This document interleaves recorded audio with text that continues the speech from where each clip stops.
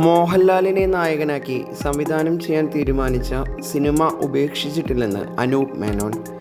വലിയ ബജറ്റിലുള്ള സിനിമയാണെന്നും അടുത്ത വർഷം ഷൂട്ടിംഗ് ആരംഭിക്കുമെന്നും അനൂപ് മേനോൻ ഒരു അഭിമുഖത്തിൽ പറഞ്ഞു.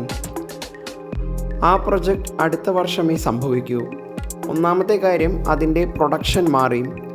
രണ്ടാമത്തെ കാര്യം കൽക്കട്ടയിലെ ദുർഗാപൂജയാണ് അതിലെ ഒരു പ്രധാന സീക്വൻസ് ഷൂട്ട് ചെയ്യേണ്ടത്.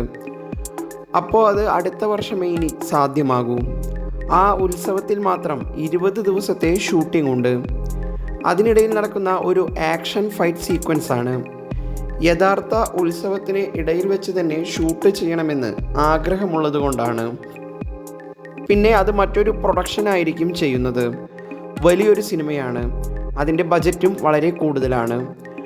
5 പാട്ടുകളും 3 ഫൈറ്റ് സീനുകളുമുണ്ട്. ആ പ്രൊജക്റ്റ് സംഭവിക്കുമെന്ന് തന്നെ പ്രതീക്ഷിക്കുന്നു, അനൂപ് മേനോൻ പറഞ്ഞു.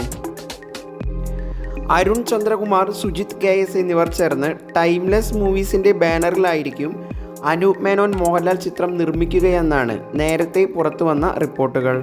എന്നാൽ ഈ പ്രൊഡക്ഷൻ ടീം മാറി. പുതിയ നിർമ്മാതാക്കൾ ആരെന്ന് അനൂപ് മേനോൻ വെളിപ്പെടുത്തിയിട്ടില്ല. അനൂപ് മേനോനൊപ്പമുള്ള പ്രൊജക്റ്റ് പ്രഖ്യാപിച്ചുകൊണ്ട് മോഹൻലാൽ സോഷ്യൽ മീഡിയയിൽ പോസ്റ്റ് ചെയ്ത ചിത്രത്തിൽ അരുൺ ചന്ദ്രകുമാറും സുജിത് KSഉം ഉണ്ടായിരുന്നു. ഈ ചിത്രം പിന്നീട് മോഹൻലാൽ സമൂഹ മാധ്യമങ്ങളിൽ നിന്ന് നീക്കം ചെയ്തു. അതോടെ അനൂപ് മേനോൻ മോഹൻലാൽ പ്രൊജക്റ്റ് ഉപേക്ഷിച്ചെന്ന തരത്തിൽ വാർത്തകൾ വന്നിരുന്നു. ഈ സാഹചര്യത്തിൽ കൂടിയാണ് അനൂപ് മേനോൻ്റെ പ്രതികരണം.